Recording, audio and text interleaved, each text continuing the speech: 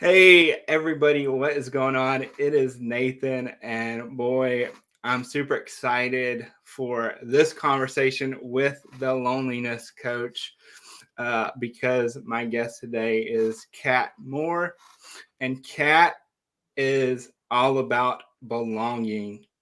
She is the director of belonging at the University of Southern California. So, Kat, as I was thinking about our conversation today, my whole journey started with this idea of labels and how powerful labels are, and what they create within each person, because we all wear them at any given point in our life. So I want you to introduce yourself to anybody watching or listening by imagining we're at a networking event, and we all have name tags, but without using your name, I want you to walk in with name tags that are three things that describe you, whether they're adjectives, things you enjoy doing, but I want the audience to get to know you that way. So what are your three name tags or labels that you're walking in with? Oh, wow. I love this. This is such a cool. I feel like we actually should do this at networking events. That would be so much better to, holistically get to know people rather than just their professions. Oh man, let me think for just a second. Okay. So I would be a mom, and I would be a ballet, amateur ballerina, and I would be a cat person. Okay. All right. So as you actually walk through that and you thought about each one of those things, what do you think that created outside of the normal? So Kat, what do you do? Tell me what you do.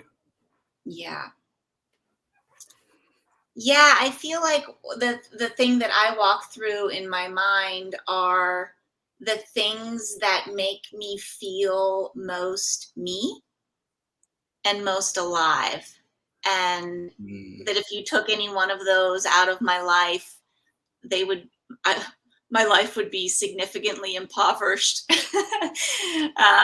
Really, ballet, is something that when you were saying earlier, Nathan, about having whole body experiences and that being a way you interact with the world. Well, that's all of us too, to some extent, and activities that really connect me with movement and my body, and ballet specifically, uh, amateur ballet at least, is done in the company of, for me, a group of extraordinarily supportive, strong, beautiful women. And so it's actually a communal event Mm. using our bodies together. Um, and being a mom is the core uh, of my family and who I am in the world in this season. Um, and animals, for me, specifically cats, are the non-human living creatures that I have connected to most profoundly throughout my life, that were there for me even when I couldn't connect with people, and continue to be. My cat has been with me literally through a divorce and longer than I've had my son. And so they're aspects of who I am that you would never normally put on a CV or talk about in professional settings. But in terms of what gives me life and makes me feel like me, those are the three. That's powerful. And I would ask anybody who's participating with us here, when you listen to this or you watch this, tell us what, if you are walking into this event with us, what are on your labels? Because I think that is so powerful. Like, to understand that about not only now I know that about you, but for you to know that about yourself, Like, how Yeah. often do we actually reflect on that? And before we hopped on and started recording, you were talking about you love seeing where people who are in this work, where we come from. And as I've dove into this, like, my story started in 2008. And so I was born with cerebral palsy, and I had, up until 2008, I had done everything that I was supposed to do. I checked off all my boxes. I had just graduated college, and it was just a time in my life where it didn't matter that my family had been supportive. They had set me up to be an empowered individual and go after the things I wanted, because at that moment, society was just like punching me in the face. They're like, oh, you're a person with a disability. This is what we expect from you. It doesn't matter that you have an education, doesn't matter that you've done all these things. We see you this way, and this is the way it's going to stay. And so I would have all these interviews, and I would nail phone interviews. But the minute I walked in, because I walk different and it's noticeable, you could just see the shift. Like, I could automatically feel the shift in the room. And it was like, it had nothing to do with the actual other person, because the other person was processing something they weren't sure what to do with. I was like, oh shit, I think I might be the first person you've interviewed who has a disability, and you're sitting here like, what do we do? What do I do? And so for me that year, it was like I was fading into that couch. Like, I was becoming just a part of that couch. And I started being like, well, I thought life was this way. And yet, right now, that's not what's showing up for me. And so that's kind of what, before I ever started, I think that's my point where, without knowing it, this became such a powerful thing for me. So, um, I'd like to hear a little bit about what kind of sparked your journey with this as well. And if you have any questions for me, feel free and ask. Yeah, sure. Well, thanks for sharing that, Nathan. That's just so hard. I can't even imagine what that shift looked like for you. I'm actually curious, what would be the three things on your name tag? Yeah. So, my name tag, it would be the muscle motivator. Um, that would be one. The second one,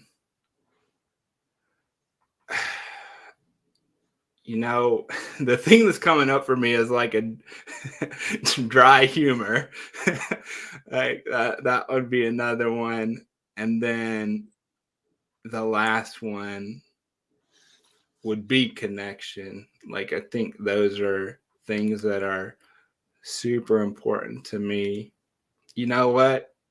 Also, I'm gonna change and say disabled, and I say that for a very important reason, because I think that label gets a bad rap for a lot of reasons, but there's a lot of positivity within that label, um, that's just not talked about and shared with the community at large.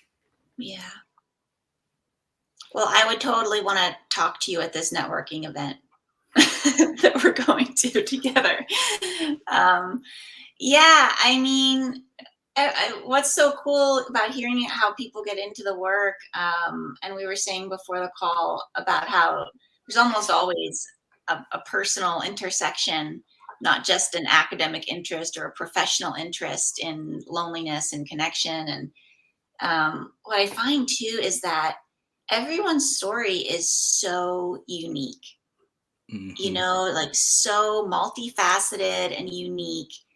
And yet we can still all relate to each other, right? Like I can't relate to certain aspects of your story in the particulars, but I can absolutely relate to those feelings of feeling excluded and unseen, and no one knows what to do with you, like even though the particulars are really different. And so I think it's really cool when we can find each other, you know find those common experiences, both the hard ones and the common needs that we have, you know but yeah, I just struggled essentially my whole life.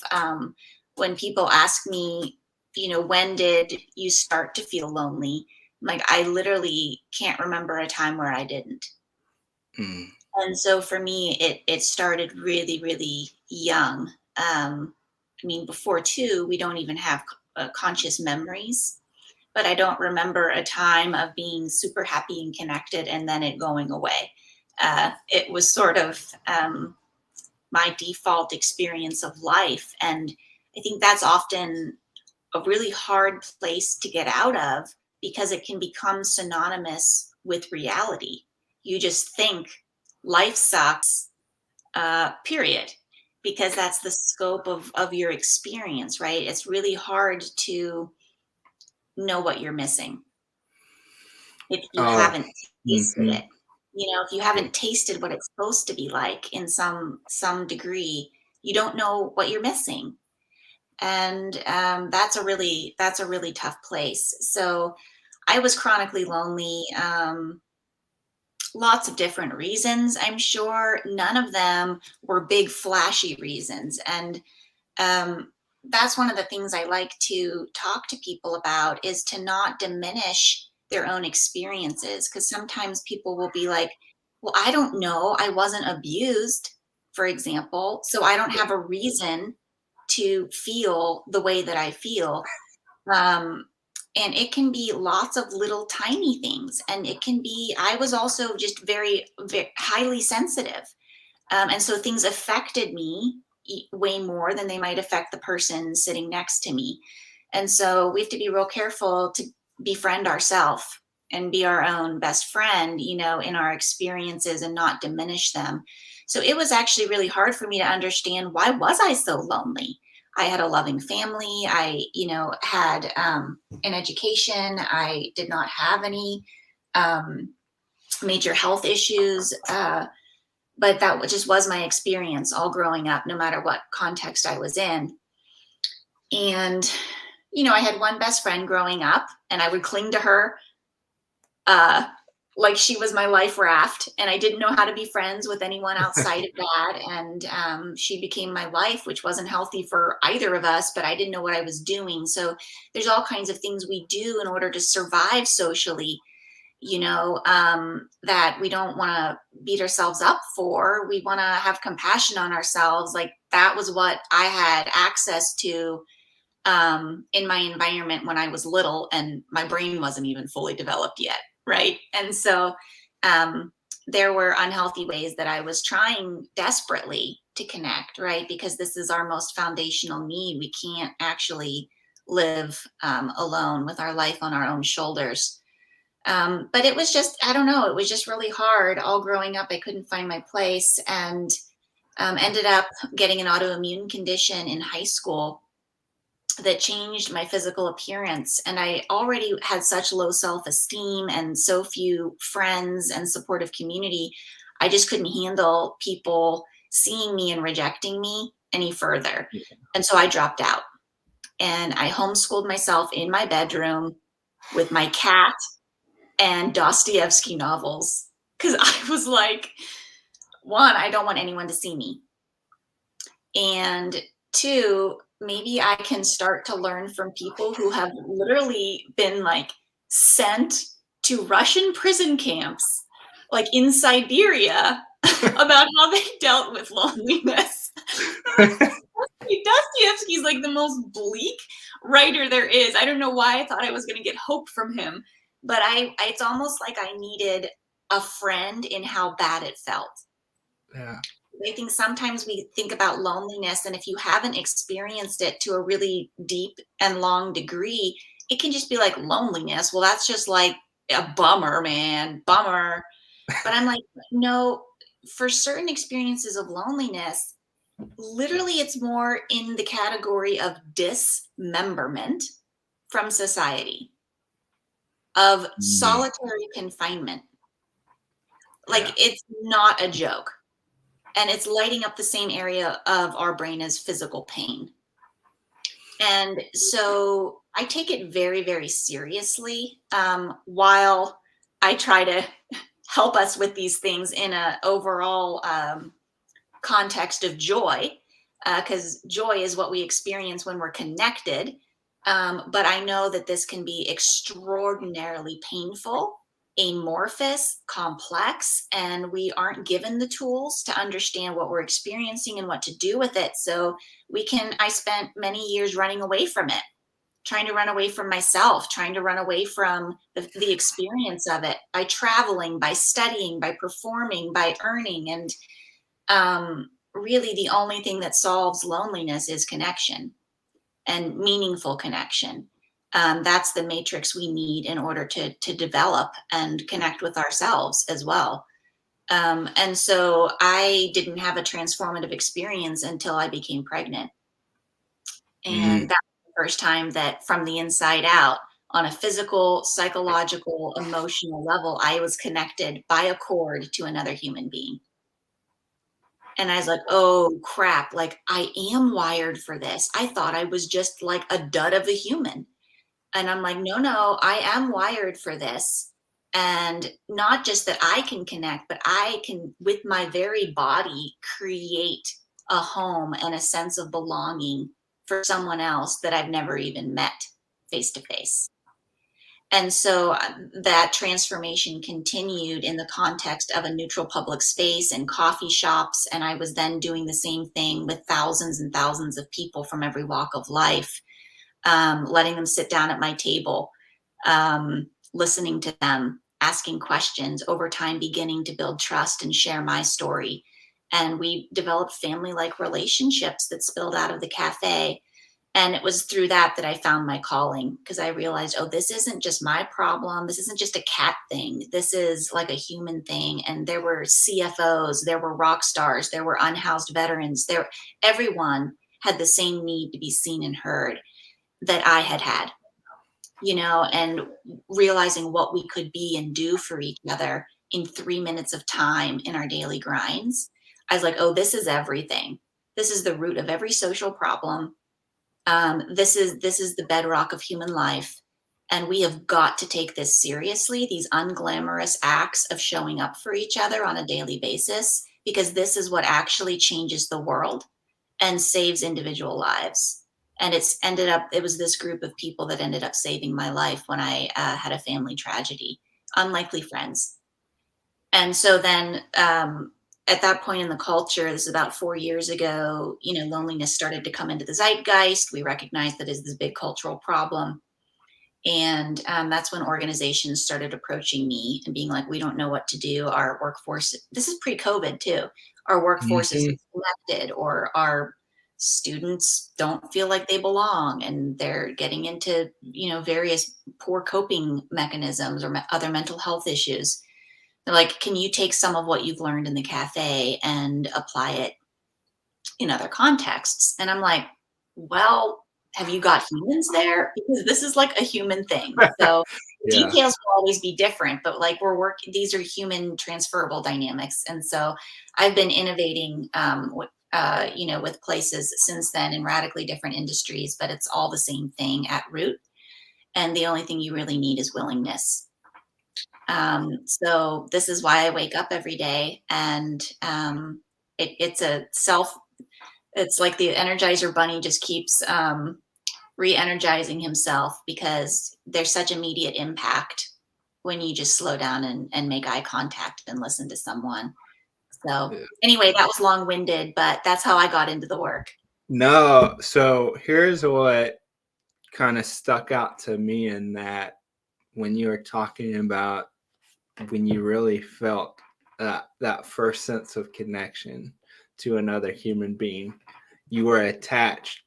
But here's what I took away, and I also like it resonated with me even when you said the people that came to me and supported me in this time of this unexpected tragedy, they were the unexpected people. They were probably the people that you're like, oh yeah, I expect so and so to come, and those are usually the people that, for whatever reason, don't show up, and then the people you that come to support you are the ones that you have no idea.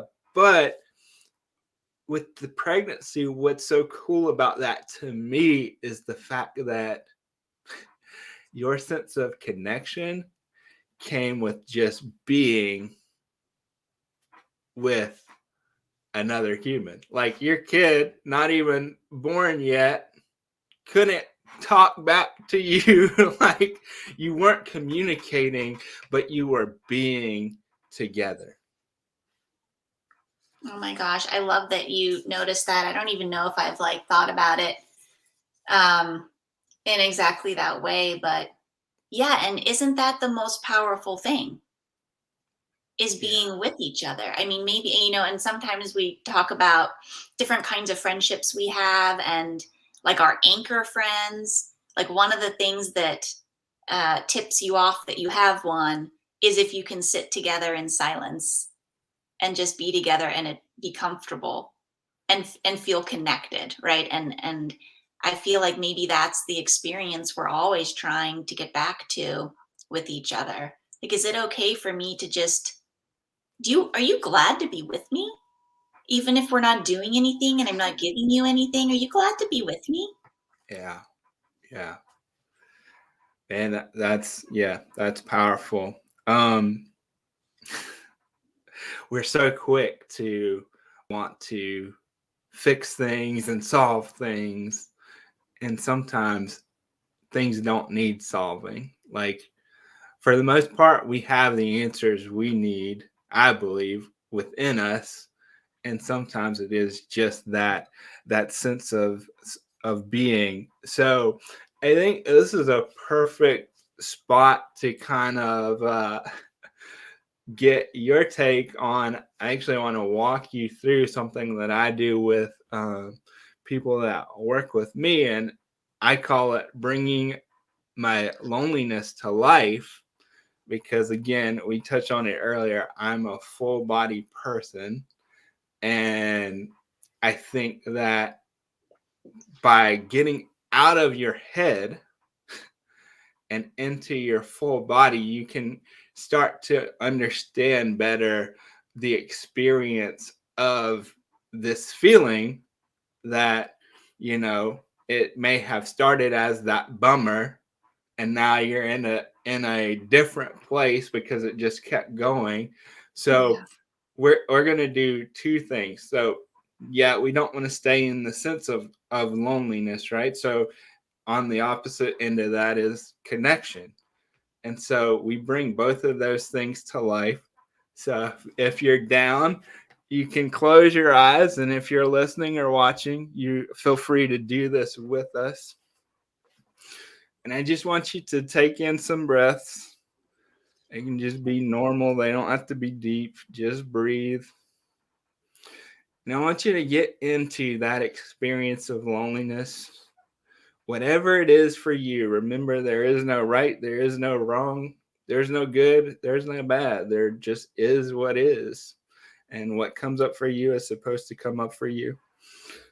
And I want you to think about, in this experience, what is it that you hear? Now, this could be nothing, it could be loud noises, it could be people having a conversation but excluding you. I don't know what it is for you, but whatever comes up for you is supposed to come up for you. So, what is it that you hear? Now that we know what you hear, I want you to think about, what is it that you see in this experience of loneliness? Do you see anything? Do you see people? Do you see an environment? What is it that you see? What comes up for you? Now we know what you hear. We know what you see. Now I want you to imagine you're walking up to this table, and this table has a box of crayons, but there's only one crayon in this box. You walk up to it, you open it up, and now you pull it out. And when you pull it out, it's a new color you've not seen before as a crayon, but it says lonely. I want you to imagine what color is that crayon. Now we know a color, we know what you see, we know what you hear. Now I want you to imagine this experience that you're having as an inanimate object. Loneliness is an inanimate object. What object just came to your mind? And now we know what you see, we know what you hear, we know this color that comes to mind, and we know this object. Now, I want you to think about all these things, and I want you to give this experience a new name. Now, some people have named theirs sad dog, lonely chair, the thing. But what is it that's coming up for you? What is the name that you are giving this experience? And when you are ready, you can open your eyes.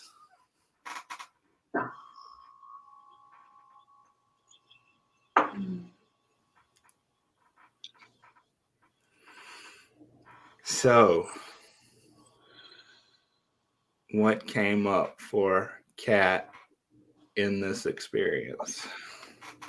Well, that was incredible, Nathan. I don't know if you invented that or what, but that was really profound. Thank you for giving me the opportunity to move through that. Do you want me to tell you each of the things, or do you want me to just tell you what the end thing was? You tell me whatever you want to share with us here today. That's what we'll do. Sure. Well, at first, I was like, oh, geez, well, like, which experience do I pick, or like which aspect of loneliness do I like when you've had so many? But I think the one that stood out the most that I entered into was those couple years when I had dropped out of high school and was essentially spending all of my time on self-imposed house arrest.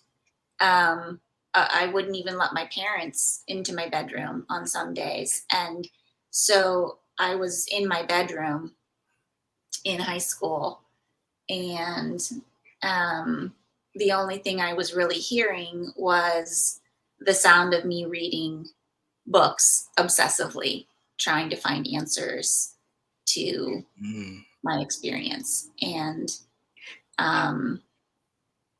was the next one, what was I seeing? Yeah. I was always only seeing the inside of my bedroom. And it's almost like the world had shrunk and I was trapped in this small, tiny bedroom in Western Pennsylvania by myself with my cat and my books.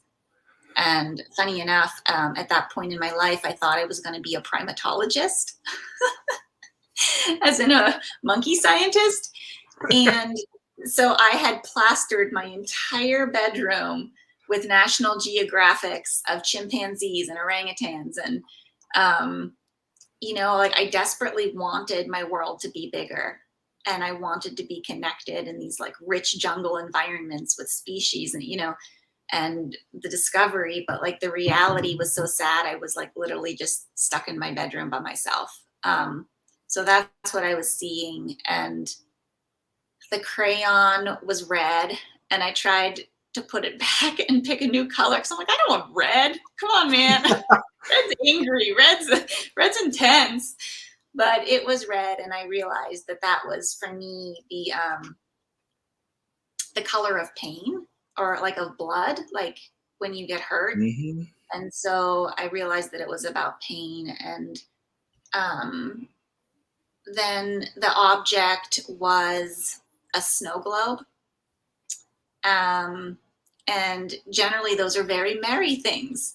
But my snow globe was like totally dark. And I felt like that experience, like overall, the experience was one of being trapped in a snow globe that's dark, where people can't get in and I can't get out, and having no idea how to break that. Almost like being in the Truman Show, right? Like, how do you get out? Yeah. That's exactly the image that came to my mind was Jim Carrey in that movie. Oh, how funny. 100%. Absolutely. And here's the beautiful thing. This is also why I think I created this in the way that I did. So, didn't talk about necessarily the name of it, right? But if you do this with someone and you have the courage to share it, now I could be like, "Hey, Kat, it looks like the snow globe's coming up." Like, and nobody Yeah. else in our networking meeting, let's just stay with that being our room where we are. Nobody else is going to know that. But Kat will know that, and Kat will be like, maybe Nathan's right. Maybe he's not, but now I'm aware that that's how I'm showing up to somebody else. And so Yeah. that's what's really important to me. So Yeah. before we go, I want to make sure we finish with connection. So go ahead, close your eyes again, and let's find out what's on the other side of this snow globe, okay? All right, so just breathe like last time. Again, same thing. What comes up is supposed to come up. No right, wrong, good or bad. So now you are in this sense of connection and whatever that feeling generates for you. So it's the same thing as you think about this feeling of connection. What is it that you see? Now this could be groups of people. This could be one person. It could be no person at all. But what is it that you see? Now that we know what you see, what is it that you hear in this feeling of connection? What do you hear around you? Is there a certain environment? Are there certain people that you're talking with? But what is it that you hear? Now we're back to this table. It's got a new box of crayons. You get ready to open up this crayon. And this time it says connection. What color is this crayon? So we know what you see, we know what you hear, we know a color. Now I want you to imagine this sense of connection as an inanimate object. What object is coming to your mind right now? Remember, there's no good, bad, right, or wrong. Whatever comes up is supposed to come up for you. And then finally, as you think about this experience as a whole, what name would you give your experience of connection? And when you're ready, you can open your eyes, come back, and you can share whatever you want. Well, what I want to share is this whole exercise with the whole world. um, yeah, that was so cool. Yeah, so immediately I saw myself in this restaurant down the street from me, called Bon Vivant, which is where for about 3 years, the community got too big at Starbucks. You can only put one, maybe two people at those little square tables. And so we literally needed a larger restaurant environment. And so we went up the street to this place called Bon Vivant that just has these huge high beam ceilings and twinkle lights and like really eclectic, really huge. And for 3 years, every single Friday, I facilitated a writer's salon. with writers from all over the world. And we became like family very quickly. And so we were in that space, and it's always loud, and there's live, local musicians. And I heard, just all of those sounds of the, local brass quintet, and people laughing their heads off, and dishes clattering, um, and the crayon was gold. And yeah, and the inanimate object that represented all of that to me was a piñata, just this colorful, festive thing that even when you break it, candy flies out and makes everybody happy. There's a So surprise inside. Yeah. yeah. Man. Yeah. And so here's the thing that I also love about this. Now you have these images, right? Representing both things. And if you're sitting here and you've listened to us do this, and you've answered these questions for yourself, what I would recommend is getting a sheet of paper, getting 2 sheets of paper, and actually creating these images on these sheets of paper, so that if you ever get to feeling one way or the other, you have visual representations to remind you, oh yeah, how do I get back to maybe Kat goes and she's like, I'm not really feeling it today, but I'm going to go buy a piñata. Like, I'm just going to hang a piñata, because that's a symbol now of what connection looks like to me. But having that to actually look at again, it gets, for me, gets out of that loop of loneliness and gets you out of thinking and involves all your other senses. I love it.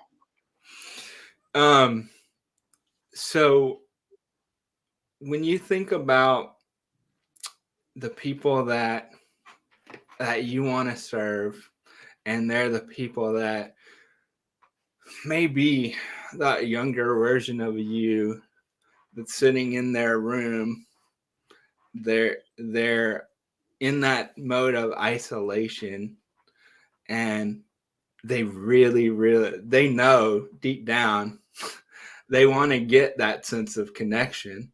They know they want that to happen. What's your message to that person?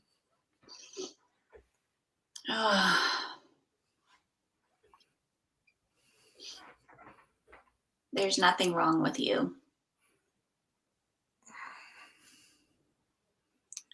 That's what I needed to hear. And I think when you're really stuck, and it's not loneliness from like circumstance, like transitions or, things like that, but when it's the kind that you've internalized, I needed someone to look me right in the face and say, there is nothing wrong with you. And and then the second part, that it can be hard when you're in the grips of a feeling of, of loneliness and isolation.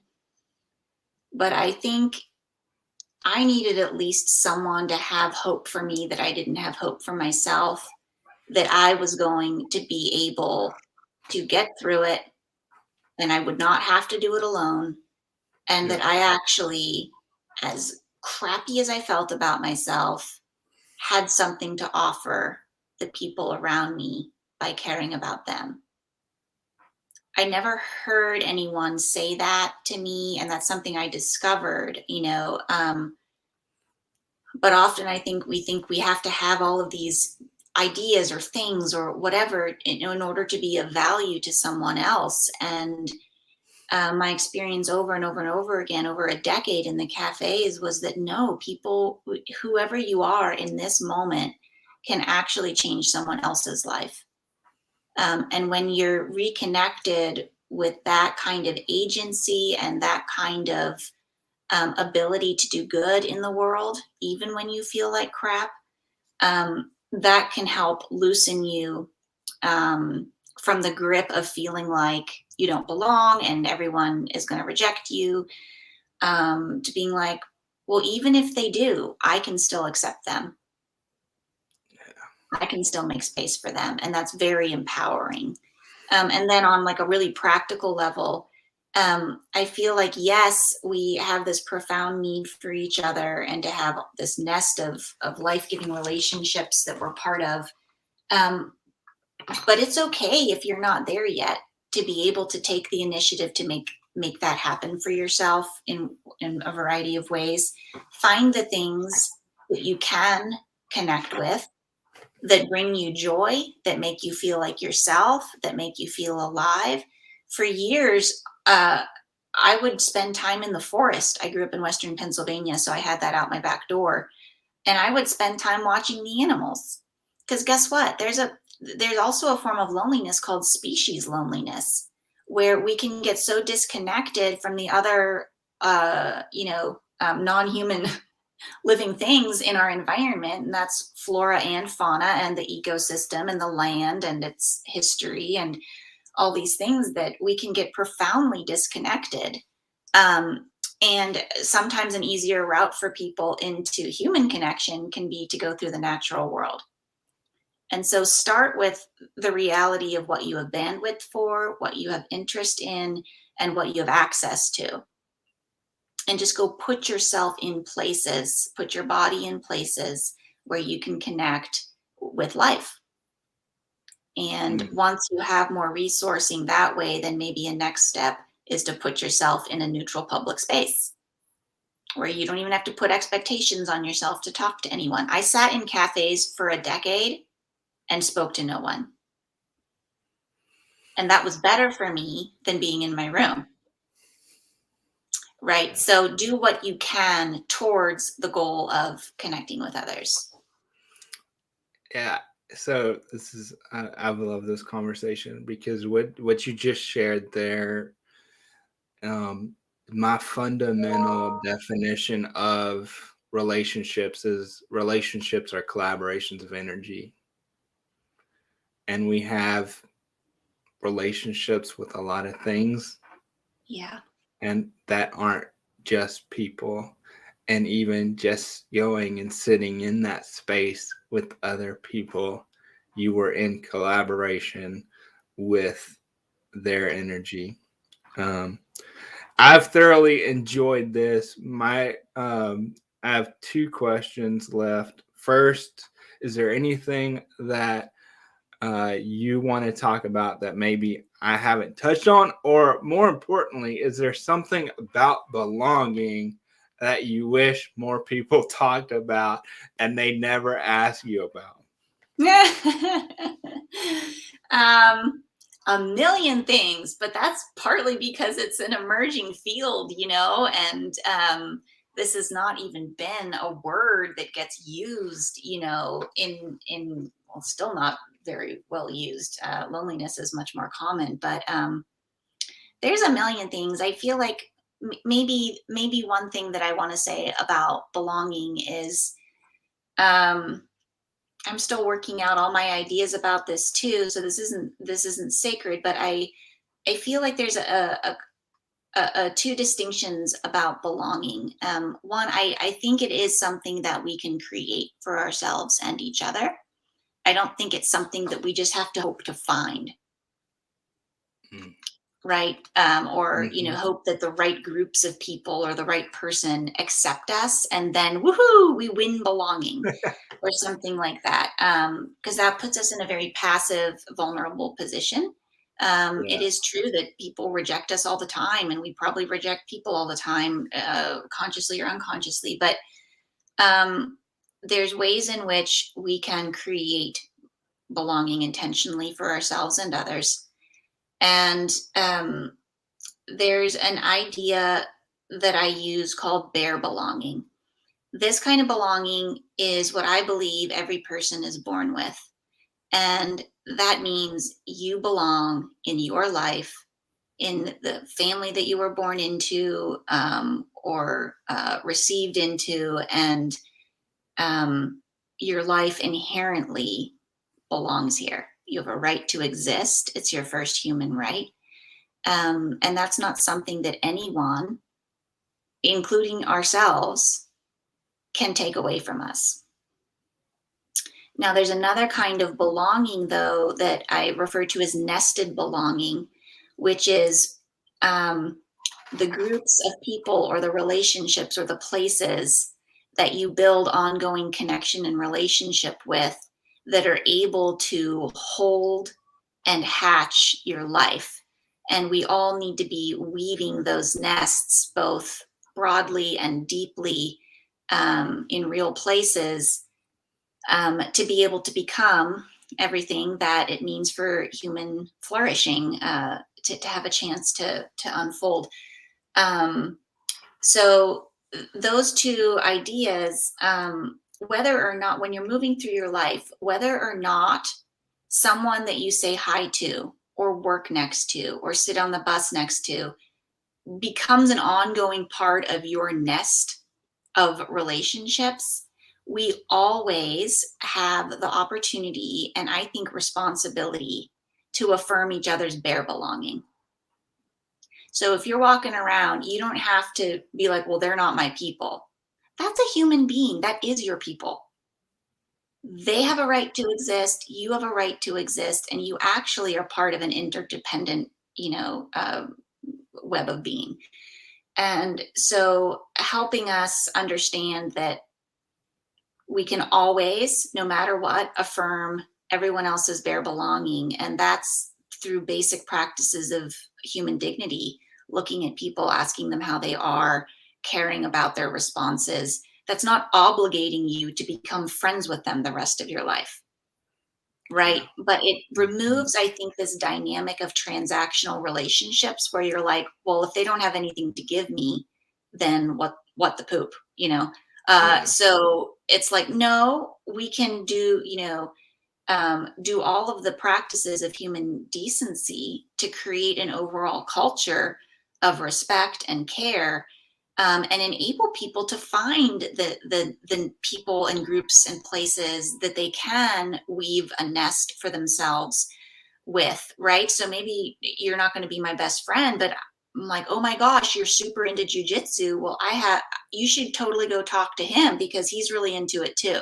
So I've just helped you get Yeah. into a nest that works better for you while we still had a meaningful connection where you felt seen and dignified and all of these things. So I'm really passionate about getting us out of the transactional relationship model, and into a deeper understanding of bare belonging.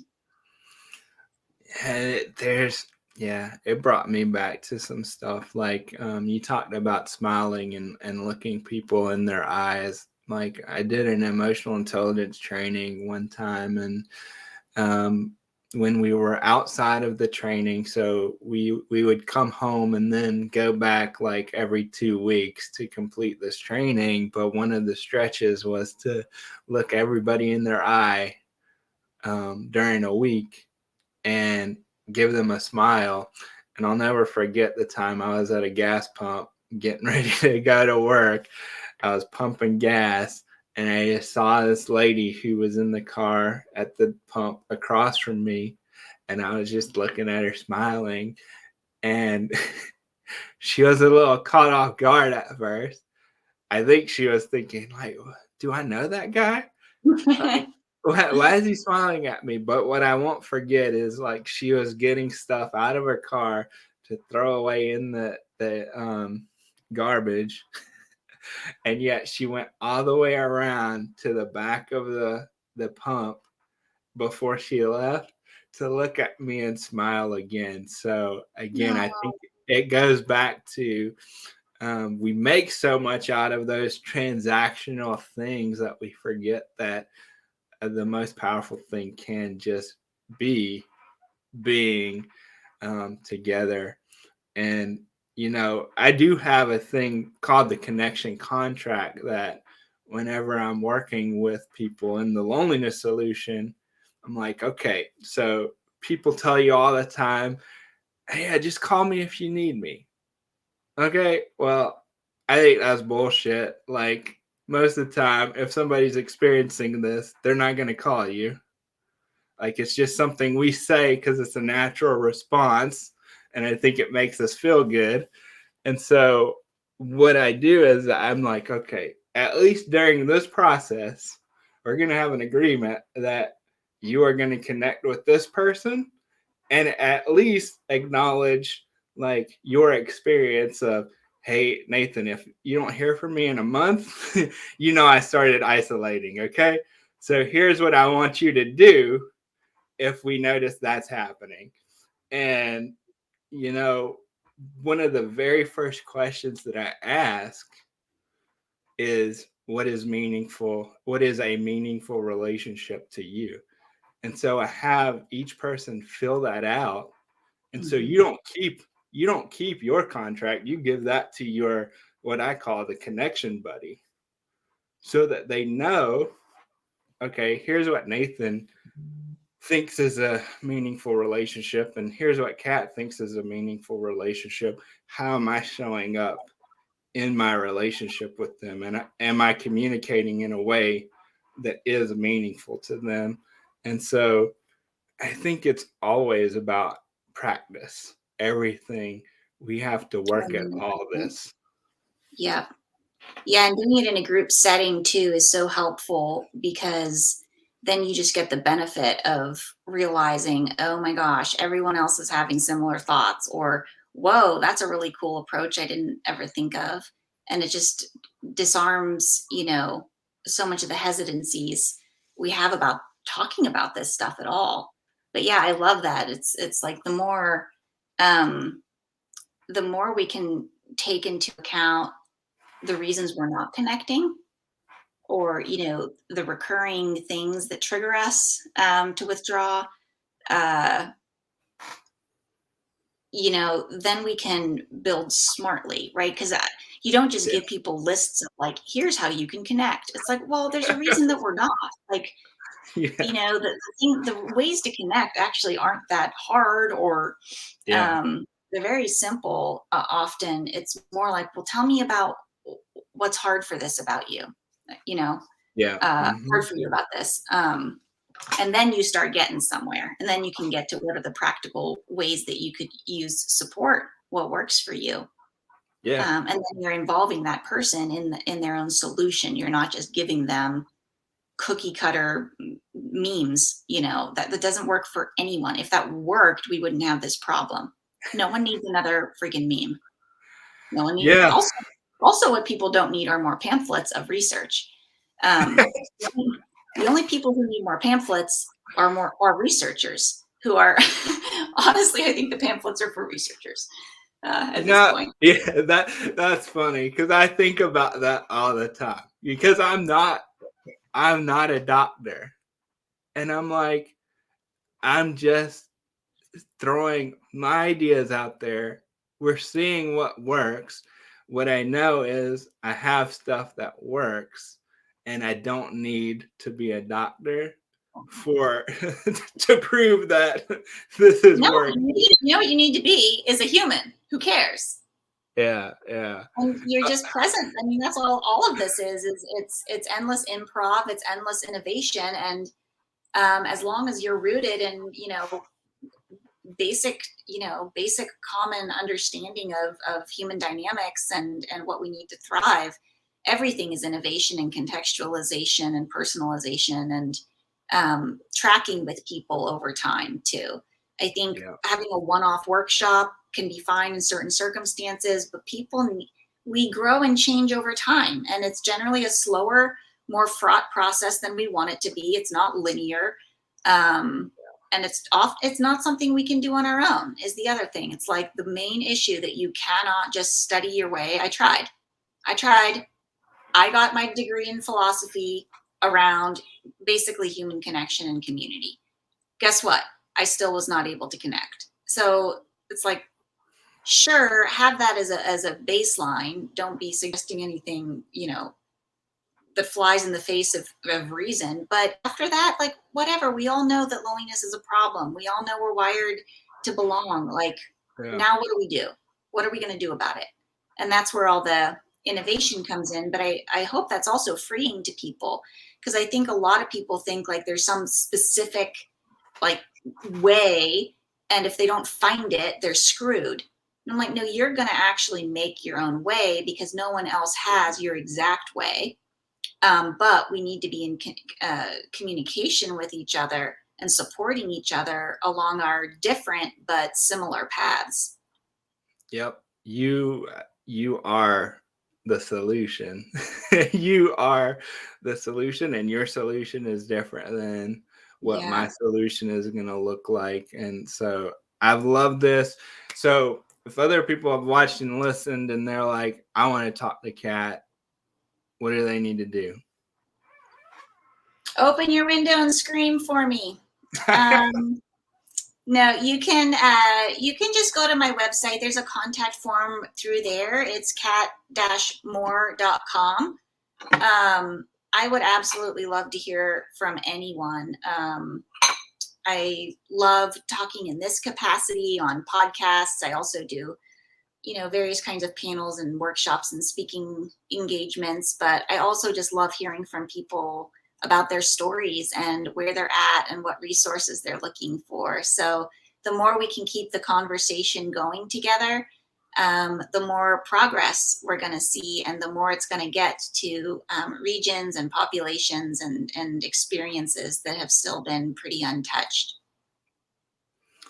Yeah, 100%. So do that. Go check out Kat's work. If you have the capacity to have her come and speak, make sure and make that happen. And so my final question for you, Kat, is when you think about the concept of no label defines me, what does that mean to you?